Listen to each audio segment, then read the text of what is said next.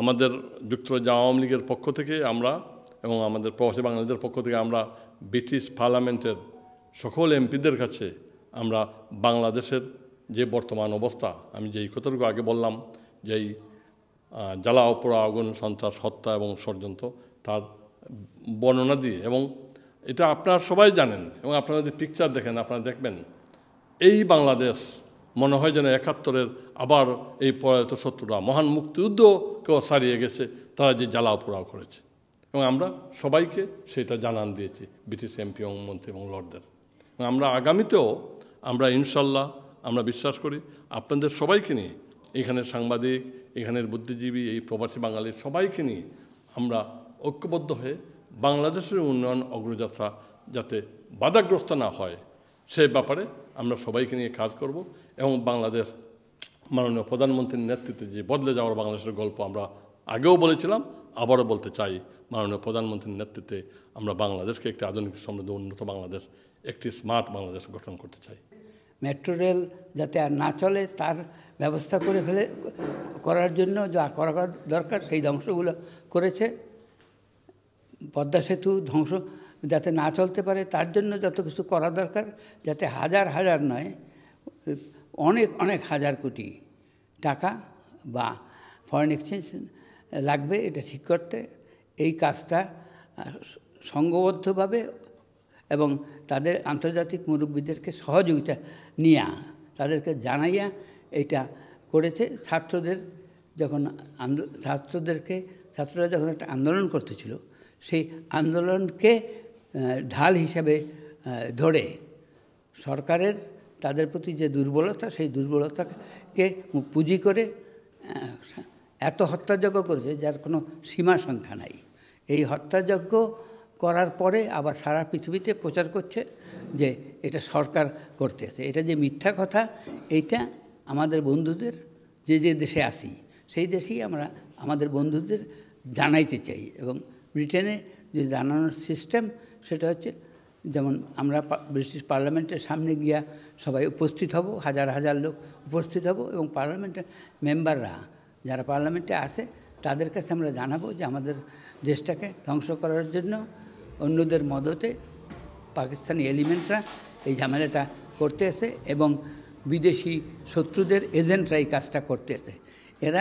এর আগে 2টি ইলেকশন বন্ধ করার জন্য এবং গণতন্ত্র নষ্ট করার জন্য প্রতিটি ইলেকশনে আসে এই ধরনের হত্যাযজ্ঞ করেছে। এবারও ইলেকশনের আগে আর করতে পারে নাই, ইলেকশনের পর ছাত্রদেরকে ঢাল হিসেবে ব্যবহার করে করেছে। এইটা প্রতিবাদ করার জন্য দেশবাসীকে আসতে বলতেছি, একত্র হইয়া ব্রিটিশ লোকরা যারা 1971 সালে আমাদের মুক্তিযুদ্ধে সর্বতভাবে সাহায্য করেছে তাদেরকে জানান দেওয়া, তোমাদের সাহায্যে যে বাংলাদেশ আমরা করেছিলাম সেই বাংলাদেশ আমরা সেইভাবেই চালাইতে আসি।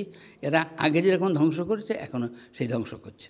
সাম্প্রতিককালে ঢাকাসহ সারা বাংলাদেশে কোটা আন্দোলনকে কেন্দ্র করে বিএনপি, জামাত, জঙ্গিবাদ, যে জ্বালাও পোড়াও, সহিংসতা, ধ্বংস, তার প্রতিবাদেই আমরা একটি সমাবেশের আয়োজন করেছি।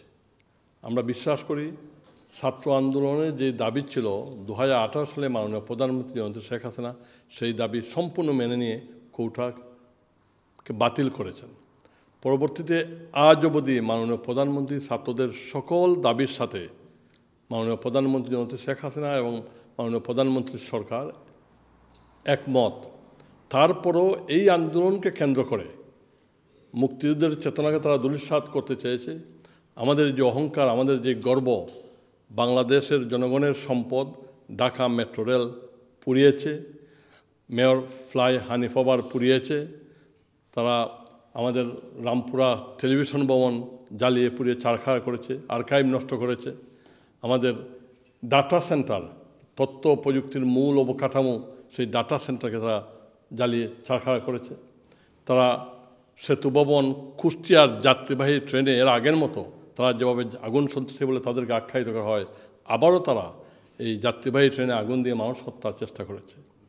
এই যে ধ্বংসযজ্ঞ, এই যে হত্যাকাণ্ড, এই যে আগুনে জ্বালাও পোড়াও, তার প্রতিবাদে আমরা যুক্তরাজ্য আওয়ামী লীগ, আমাদের সহযোগী সংগঠন, আমাদের অঙ্গ সংগঠন, বিশেষ করে আমাদের লন্ডন মহানগর আওয়ামী লীগ, যুক্তরাজ্য যুবলীগ, যুক্তরাজ্য ছাত্রলীগ, যুক্তরাজ্য মহিলা লীগ, আমাদের কৃষক লীগ, শ্রমিক লীগ, তাঁতি লীগ, স্বেচ্ছাসেবক লীগ, আমাদের আওয়ামী আইনজীবী পরিষদ, যুব মহিলা লীগ, সবাই মিলে, এবং আমাদের যুক্তরাজ্য আওয়ামী লীগের প্রায় 60টি শাখা সংগঠন রয়েছে, যুবলীগ বা ছাত্রলীগও রয়েছে, সবার অংশগ্রহণের মধ্য দিয়ে আমরা এই প্রতিবাদ সমাবেশ করতে চাই।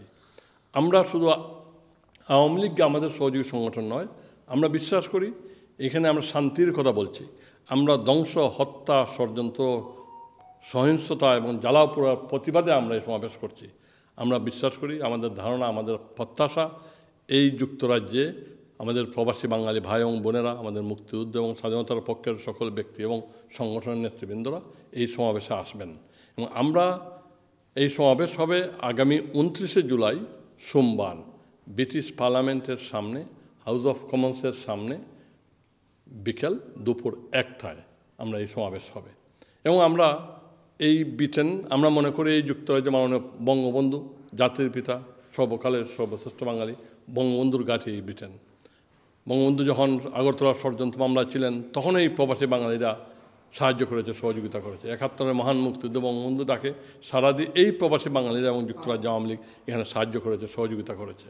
এবং পরবর্তী সকল গণতান্ত্রিক আন্দোলন, 75-এর 15ই আগস্ট, 1/11, 21শে আগস্ট, সকল আন্দোলন সংগ্রামে এই প্রবাসী বাঙালিরা ঐক্যবদ্ধভাবে বাংলাদেশের মানুষের পক্ষে দাঁড়িয়েছে এবং বাংলাদেশের মানুষের পক্ষে দাঁড়িয়েছে এবং হত্যা, সন্ত্রাস, আগুন, জ্বালাও পোড়ার প্রতিবাদ করেছে।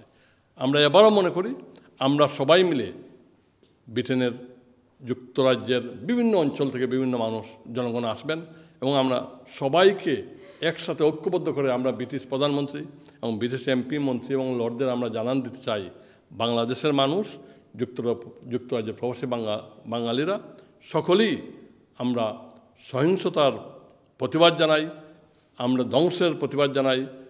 বাংলাদেশের রাষ্ট্রীয় যেই সম্পদ, সেই সম্পদ জ্বালিয়ে পুড়িয়ে যে ধ্বংস করেছে তার প্রতিবাদ জানাই।